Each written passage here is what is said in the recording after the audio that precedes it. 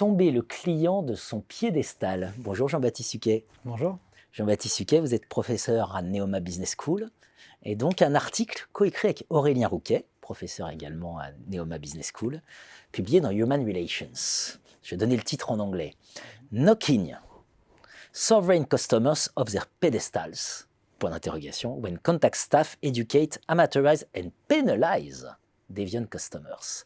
C'est vrai que le client, on a toujours l'image du client roi, du client à satisfaire, du client, etc.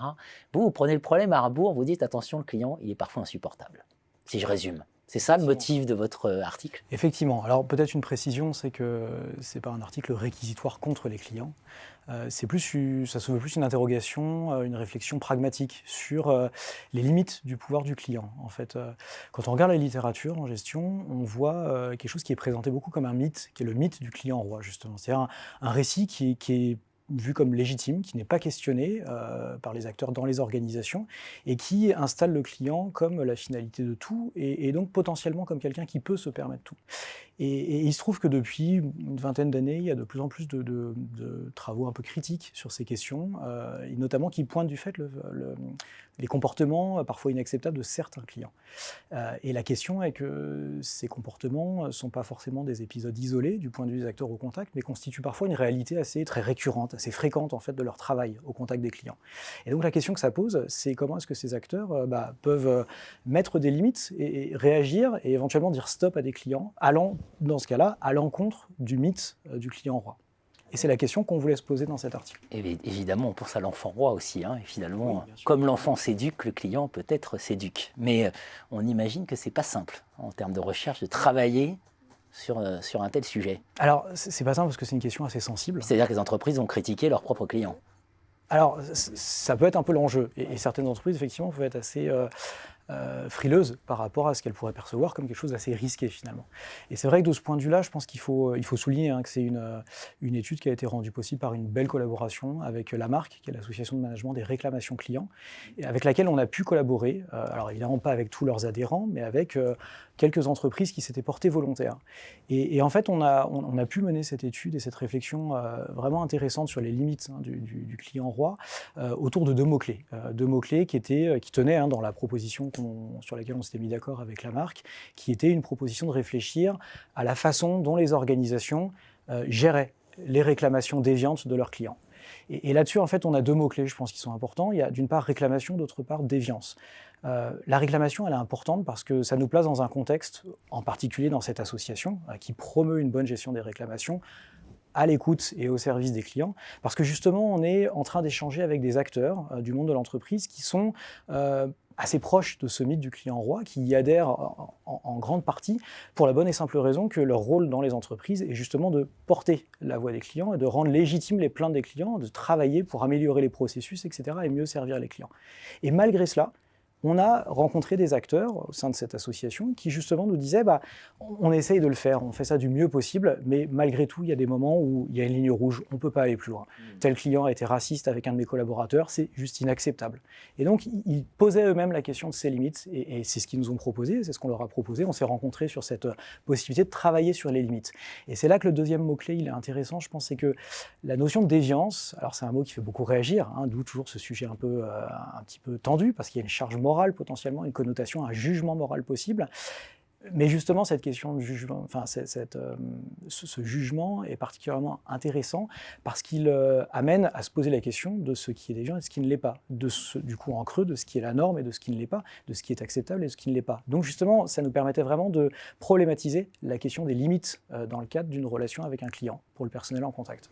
Très bien. Alors évidemment, maintenant les résultats, les réponses que vous avez identifiées. Les réponses, oui. Les réponses, on en a identifié 4 sur l'ensemble des entreprises qu'on a pu étudier et, en menant des interviews, en faisant des observations terrain, en analysant les documents, etc. On a 4 réponses. Une première, qui est une réponse qui consiste à tolérer. Donc la tolérance, c'est, finalement, on voit bien qu'il y a quelque chose qui peut être identifié comme déviant, mais en même temps, on voit une grande ambivalence parce que finalement, on l'excuse. C'est-à-dire que le client, il va trop loin, mais en même temps, on peut le comprendre, mais il va trop loin. Enfin voilà, dans les verbatims qu'on peut avoir, c'est quelque chose de très ambivalent qui amène finalement, en fait, les acteurs de terrain à ne pas vraiment sortir du mythe. Ils tolèrent. Et puis il y a 3 autres réponses qu'on a remarquées qui sont intéressantes parce qu'elles, pour le coup, s'inscrivent en rupture. Première réponse, vous y avez déjà fait allusion, c'est l'éducation. On va donner des informations, on va donner des codes à des clients qu'on voit comme étant potentiellement pas suffisamment civilisés, on pourrait dire, c'est un terme un peu fort, socialisés en tout cas aux us et coutumes de l'entreprise ou de la vie sociale en général, sur des questions de civilité par exemple. Et donc là, on va chercher à les éduquer en leur réexpliquant de façon pédagogique la bonne façon de se comporter. Il peut y avoir une deuxième réponse, c'est la réponse dite de l'expertise. Là, la question, c'est de se dire, finalement, il y a quand même une asymétrie, et il ne faudrait pas que le client l'oublie, une asymétrie en termes de connaissances. Un produit est particulièrement technique, il a une certaine complexité, il faut quand même que le client se rende compte qu'il est juste un amateur et qu'il y a des experts, qui sont des professionnels, et donc on va porter la réclamation sous le jugement de ces professionnels.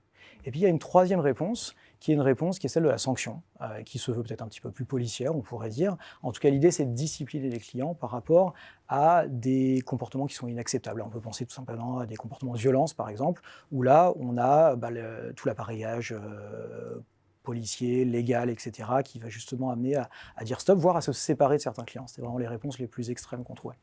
Et pour chacune de ces réponses, en fait, on a essayé de travailler aussi de façon un peu contingente, en se demandant dans quelle situation elles étaient appropriées. Parce que finalement, il n'y avait pas une entreprise, une réponse. C'était un peu plus compliqué que ça. Et donc, on voyait des entreprises qui mobilisaient un panel de réponses plus ou moins adaptées. Alors évidemment, à certains de leur contexte, quelle est leur gamme de produits, quels sont leurs types de clientèle, quelle taille ils peuvent avoir comme entreprise. Et puis, ces entreprises-là, du coup, elles essayaient de combiner un petit peu ces différentes réponses-là, qu'on voyait selon les situations, plus ou moins fréquentes, plus ou moins dominantes. Et puis par ailleurs, on a aussi travaillé sur, et ça, pour ça il faudra lire l'article, du coup, pour les personnes qui nous écoutent, travailler sur les ressources qui sont mobilisées par les acteurs au contact, donc ces acteurs opérationnels dont on a essayé de comprendre les réactions, pour que ce soit opposés à ce mythe du client roi, d'autres contre-mythes, comme le mythe du professionnel, par exemple, versus l'amateur, ou le mythe du sauvage, auquel j'ai fait référence par rapport à celui qui est civilisé, etc. Toutes ces ressources-là, y compris les ressources organisationnelles aussi en termes de process, etc., qui permettent justement d'installer de façon satisfaisante et efficace ces réponses organisationnelles. Parfait. Alors évidemment, on imagine que selon les secteurs, selon les pays potentiellement, ce client qui voice un peu, voilà, c'est pas les types de réponses ne doivent pas forcément être les mêmes. C'est les principales perspectives de travail de votre recherche.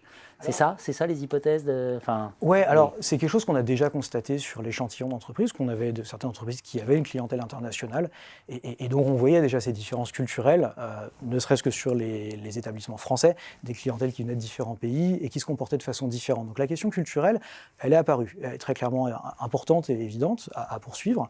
On a aussi évidemment des appareillages légaux qui ne sont pas les mêmes, évidemment selon les pays, donc toutes ces questions-là sont à travailler. Je pense que là-dessus, je parlais de perspective contingente à l'instant, je pense que ce qui peut être important, c'est effectivement de percevoir ce travail qu'il y a à faire comme une sorte de travail de cartographie, un peu un mapping de l'ensemble d'un espace des possibles en matière de relations clients et de comment les organisations peuvent gérer cette relation client et la transformer. Et je pense que, je disais tout à l'heure qu'il n'y avait pas une entreprise, une réponse et que ce n'était pas si simple que ça. Le corollaire de ça, c'est que finalement, pour une entreprise, il y a une nécessité de s'interroger de façon très régulière sur les transformations, l'évolution de sa relation client. Et il ne s'agit pas de le dire d'une façon peut-être un peu plus fréquente et à la mode en termes d'omnicanal ou de façon de s'adresser aux clients, digitalisation, etc. Il me semble qu'il y a quelque chose d'un petit peu plus profond peut-être, au sens où c'est s'interroger sur qui est le client pour vous, entreprise, quel rôle vous attendez, comment vous le définissez et quel comportement vous attendez de lui. Et là, de nouveau, je pense que je parlais du mot de déviance, qui en tant que tel est assez chargé en fait, et du coup est très intéressant comme catalyseur. On a vu parfois sur le terrain des vraies difficultés à ne serait-ce que pouvoir faire accepter qu'on utilisait le mot déviance. Parce que pour beaucoup d'acteurs, c'est quelque chose d'inacceptable au sens où non, mes clients ne sont pas déviants. Parfois parce que c'est tel type de client, non, ce sont des personnes âgées, ils ne sont pas déviants parce qu'ils sont âgés, d'accord ? Ou alors non, ils ne sont pas déviants parce que nous, en fait, on fait de la réclamation, etc. etc. Et justement, ce mot-là, on l'a maintenu parce qu'il était très intéressant pour saisir les limites de ce qui est acceptable ou pas. Parce qu'en creux, de nouveau, ça amène à s'interroger sur quelles sont les normes de notre relation client. Et ces normes, en fait, elles se transforment très régulièrement. Le Covid, un exemple très très récent et assez extrême, mais du coup qui met bien le projecteur sur à quel point est-ce que très rapidement, en l'espace de quelques mois, tout un ensemble de comportements attendus, peut-être jamais questionnés, peut-être très implicites, peuvent être mis vraiment sur le devant de la scène et poser des questions très fortes et très radicales aux entreprises sur comment est-ce qu'elles se comportent avec leurs clients.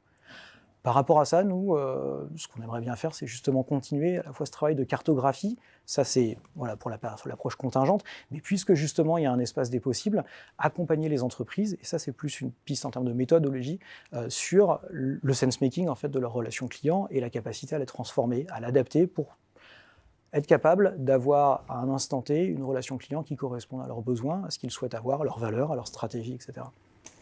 Casser le mythe du client roi pour repenser La relation client. la relation Exactement. client. Merci Jean-Baptiste. Je t'en prie.